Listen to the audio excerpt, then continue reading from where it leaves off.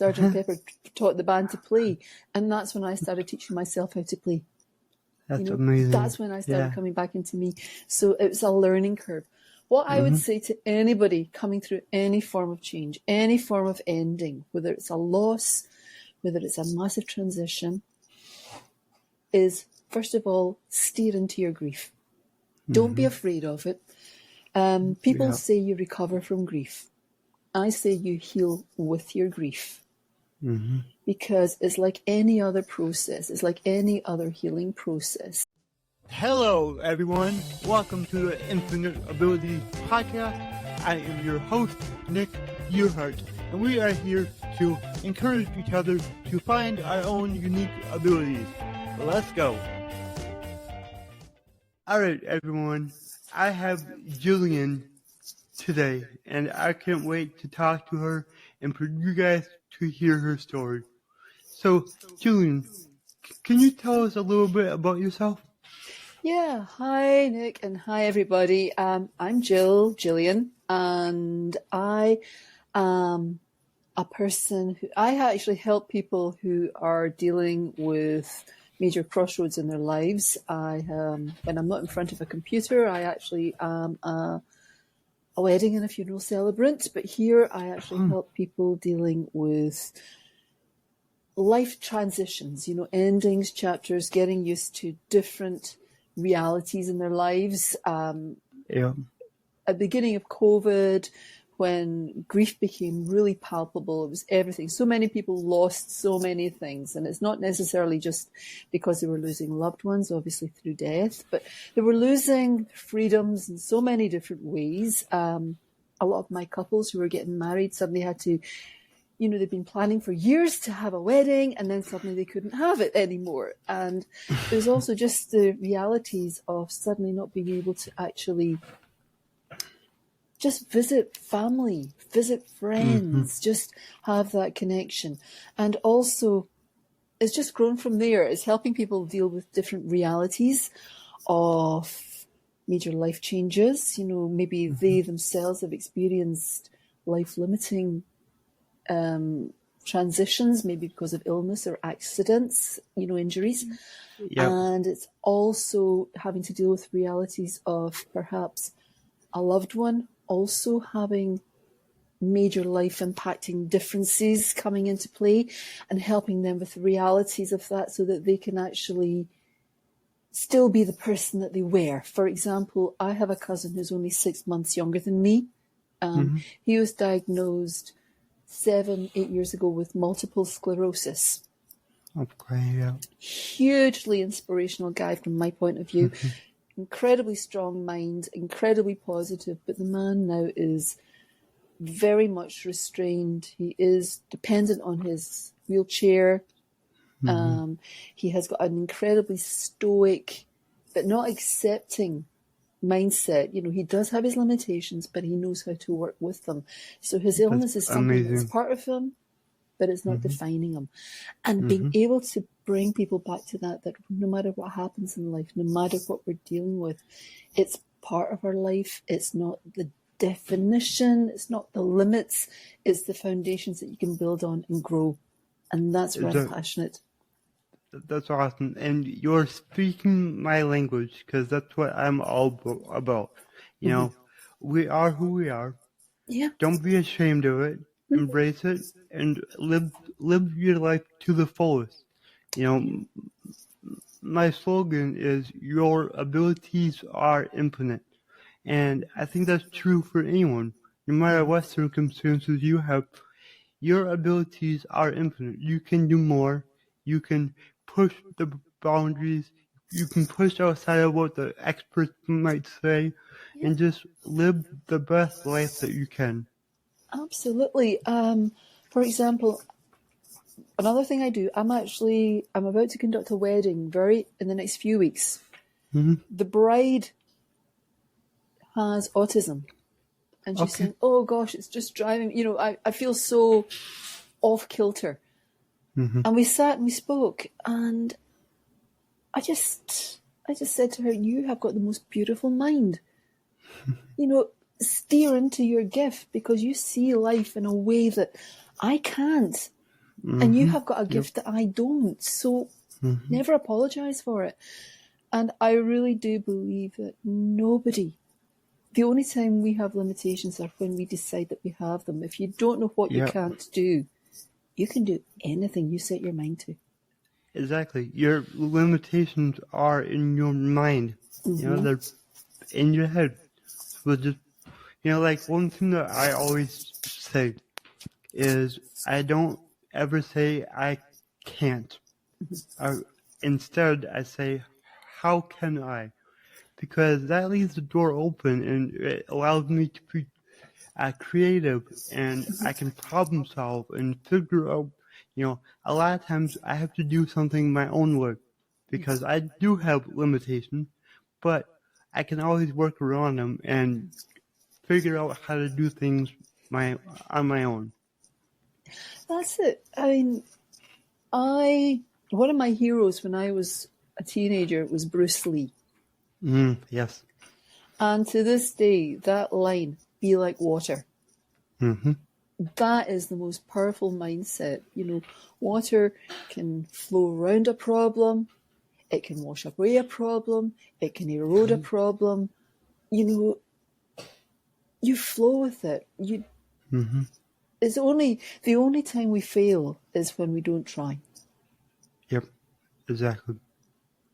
And I feel that, when you see young people or you see anybody who has what maybe society view as having limitations, when you see them standing up and trying their best, they should be elevated and encouraged and reminded that there is nothing they cannot do.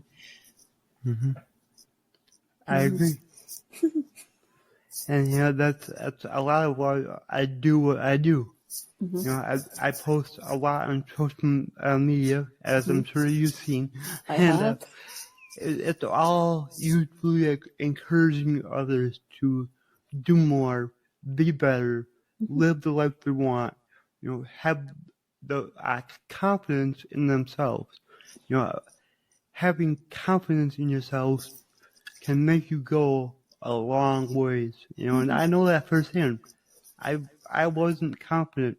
I was very just insecure about myself, and I didn't like talking to people that I didn't know, and I started improving my self confidence, and then my whole life got better. Everything, and now look at now I'm doing this, Yeah. something that I never thought that I would be able to do. This was kind of one of those things where I thought I can't do that. But now, with the mindset I have, like I said, I don't say I can't. You I can't just, not. yeah, exactly. I cannot. Yeah, I love it. So, yeah, it's incredible how powerful our minds are. And when we learn how to control our minds, and think the way that we want to think, the whole world just opens up. I was doing a podcast recording a couple of days ago, and I was like, 3 years ago, the world, like, it was negative, it was not good, and that was because I was negative, I was not good. And now that I improved myself, the world got a lot better, and the world didn't change. I changed, and I made my world better. So it's just amazing how that works. It's almost magical. It is. We're born survivors.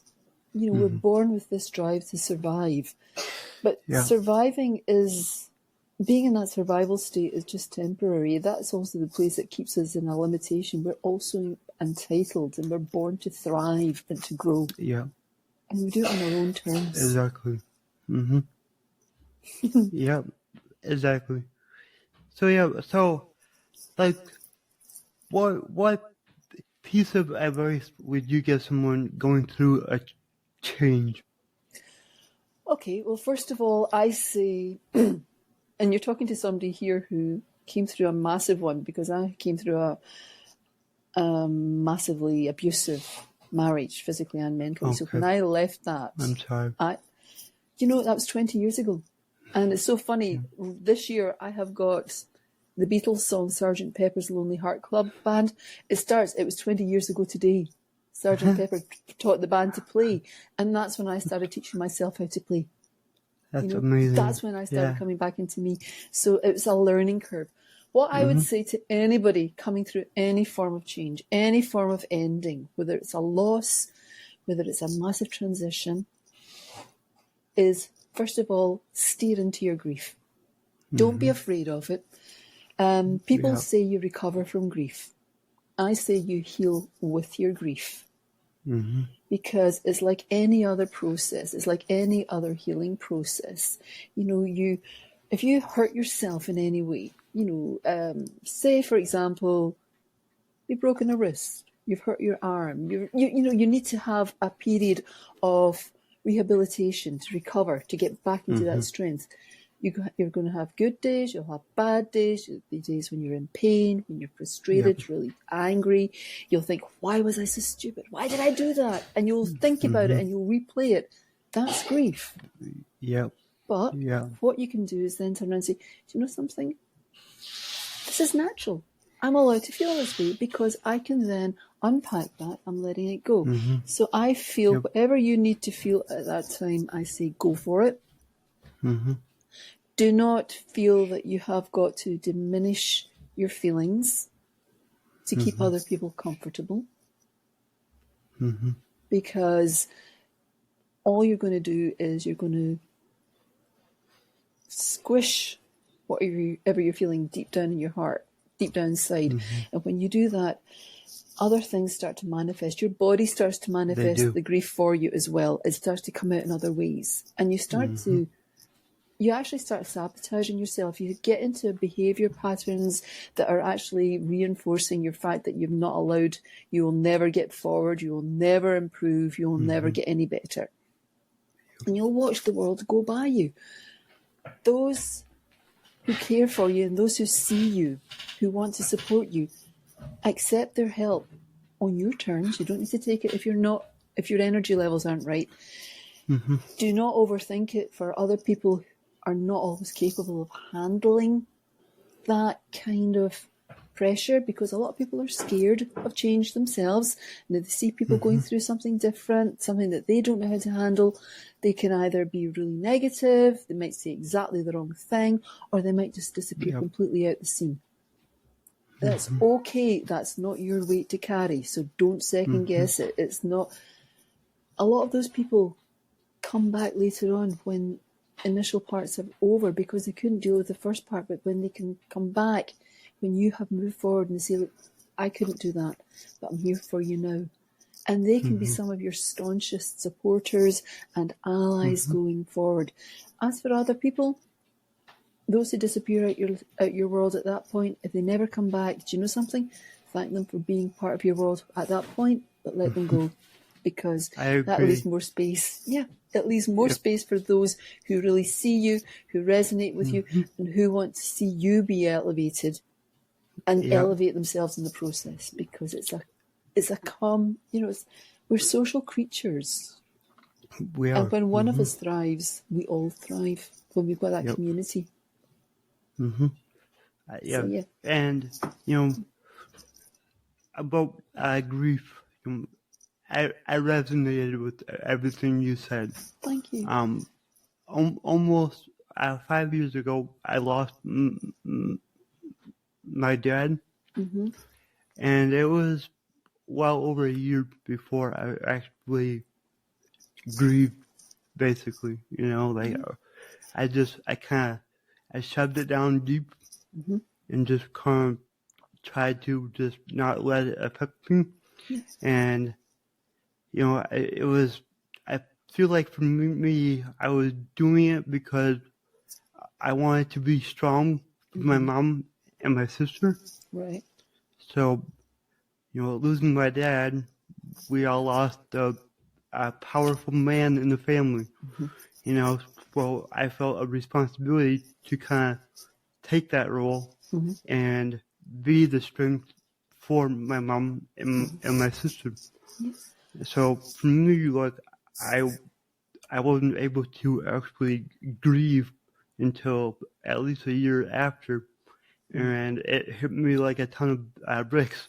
It just all came at once, and yeah, like you're saying, like, it's better to grieve, kind of in the moment than to do what I did and just let it build up and build up and build up until all of a sudden you can't control anything, and then you take it out on the people around you. You're negative or angry, and it just, you take it out on everybody else when it's not their problem. They didn't do anything, but as humans, that's just something that we tend to do, and Yeah. But that's my story, and that's what happened. But I'm better now, so Good. that's what's important, right? Yeah.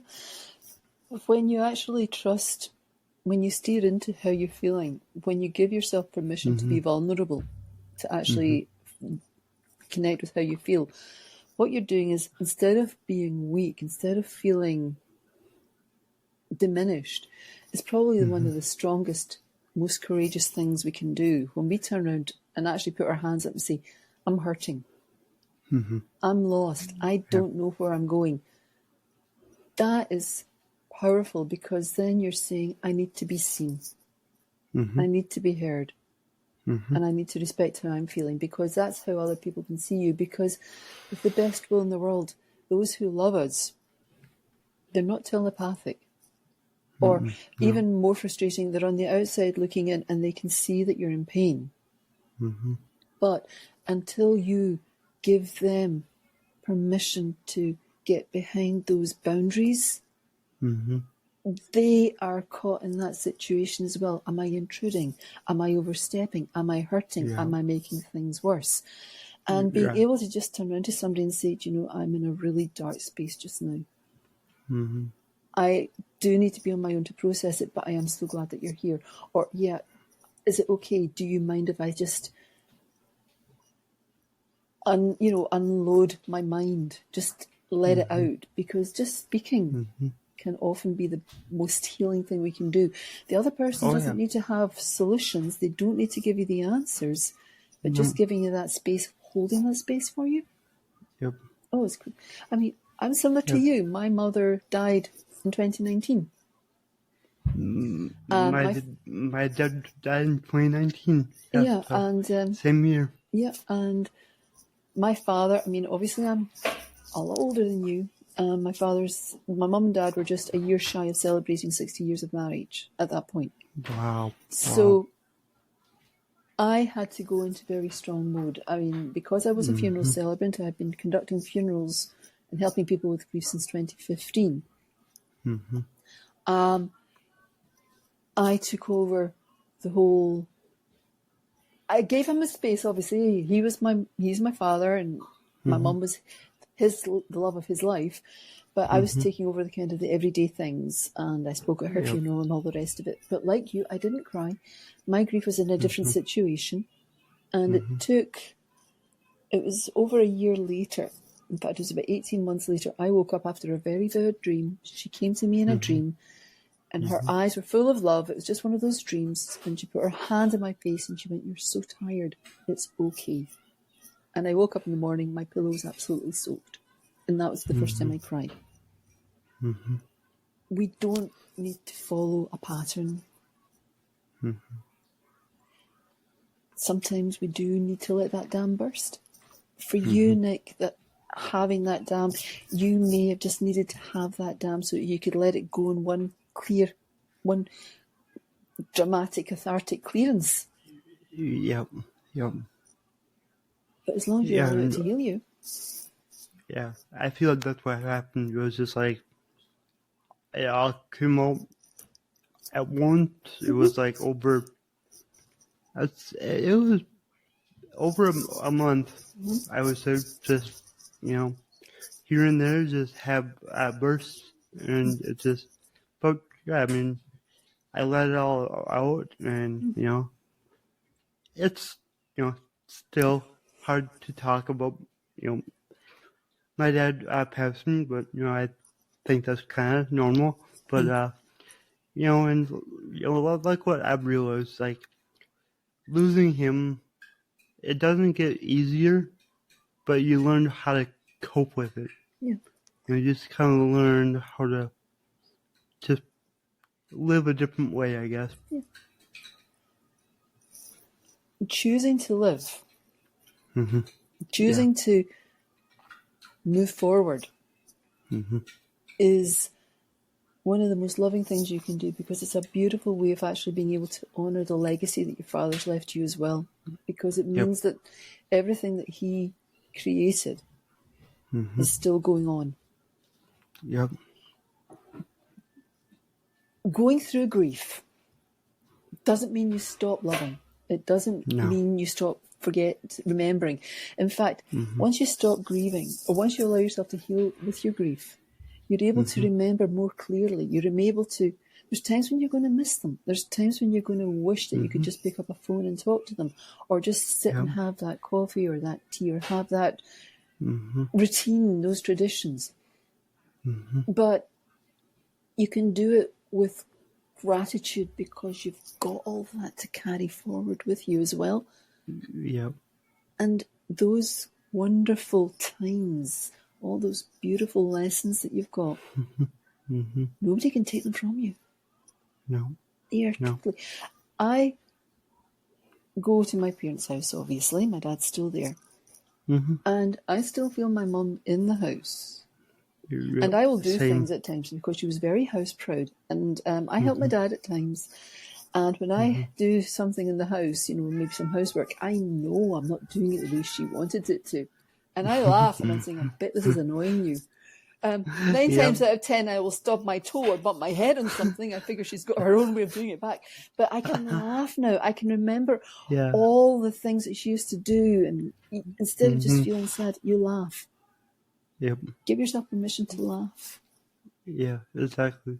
I kind of do the same things, because my parents had a farm. My mom's still out there, so I go out there to help her. And a lot of things, like, I know my dad wouldn't approve of the way I'm doing it because it's not his way, but it's like, you can't tell me different right now. So yeah. So yeah, it's good to think about moments like that and just laugh about it and remember the memories. It's so important. And you build on them. So you make more memories, because all the memories we have are generated in the present. Yep. So exactly. Make plenty of memories to carry on. Yeah, love that. So my slogan is, your abilities are infinite. What does that mean to you?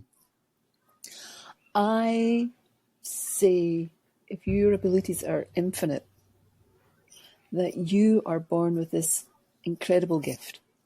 I mean, if you go back, say, 12 generations,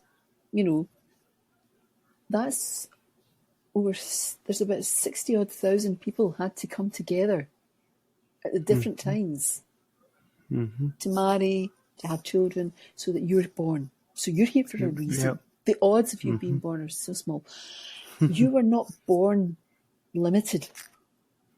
You were born for a reason. And when you stand there, it's like looking out over a glorious sunrise or a glorious sunset, over a hill, over a field, over an ocean, whatever. When you have that lift in your heart, when you see the snow the sun glinting on the snow, or when you see the rain even on the window, when you feel your heart lifting, when you see an eagle soaring, you're part of that. And you should be able to lift your heart up and say, do you know what? I'm going to try. The biggest challenge we have in life is that we're so conditioned to think we've got to live a straight line. You're born, you go to school, you go to college, you go do your studies, you get married, you get a job, you have kids, you retire, then you die. Yeah. It's not a straight line. No, That's why it's not. so many people who have gone through that kind of practice at different times in their life suddenly think, there's more to life than this. And it can be Yeah. because they've lost somebody. It can be because maybe somebody close to them, it can be somebody younger has died, or it could be because they've maybe had a crisis, they've lost their job, or they've left their job, or they've done something because they suddenly thought there has got to be more to life than this. And Yep. when you decide that that's the case, you spread your wings.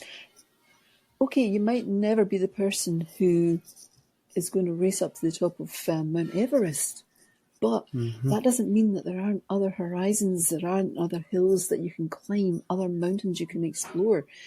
Yep. You look at a book or you watch a movie and you think, I could do better than that. Then why not? If it's taking a class to learn how to do creative writing, if it's taking a class to learn how to become a videographer, if it's taking a chance, people, I used to love playing the piano. I wish I still did it. What's stopping you? Exactly. My age, I'm too old. Says who? Yeah. I have got a saying that, and it's at this very moment, this is the oldest you have ever been. Yeah. And you're never going to be this young again. So when you wake up every morning, it doesn't matter whether you're 16, 26, 96, 106. Whenever you wake up every morning, you have got the whole of the rest of your life ahead. Yep, Which you do. means that you have got this limitless possibilities, as you say, and it's up to you to seize it on your terms. Yep. And you can take whatever path you want. Yeah, exactly.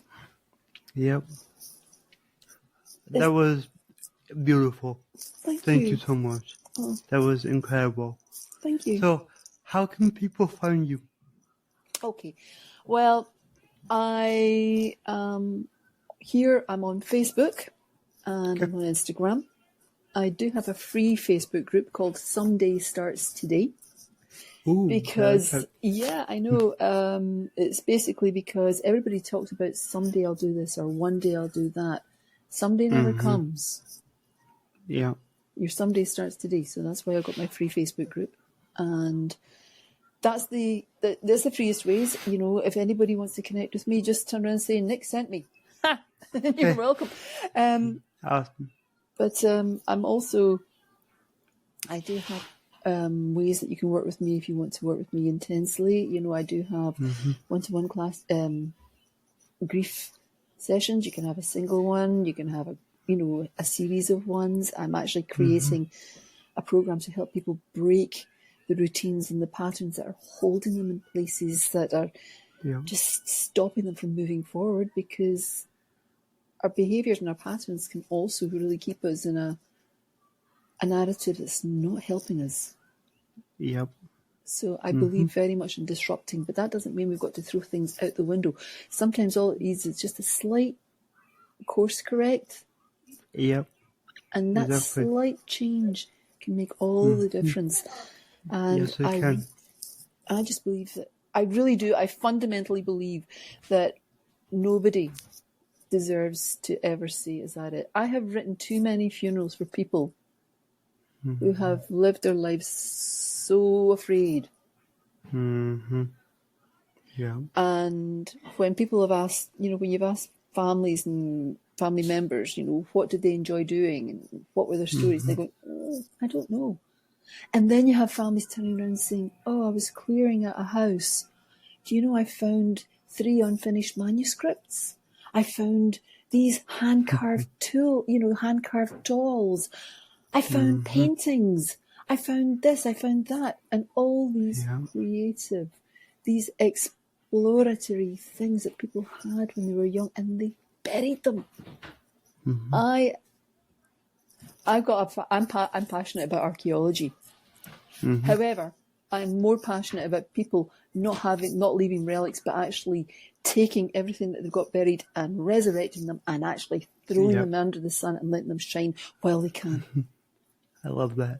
So amazing. All right. Well, I'll drop all your links in the show notes so people can find you. Oh, thank And you. yeah, this has been really, really great. So thank you so much. Oh, it's been a privilege. Thank you so much for having me here, Nick. If you enjoyed this show, please go ahead and share it on your Instagram story and tag me in the Nick Heart. Also, go ahead and share it anywhere else that you see fit, because the only way that I can grow this is by you guys sharing it. I don't sell anything on here. I don't have any sponsors, so let's just get it out there by word of mouth and help more people. Alright, everyone, remember, your abilities are infinite.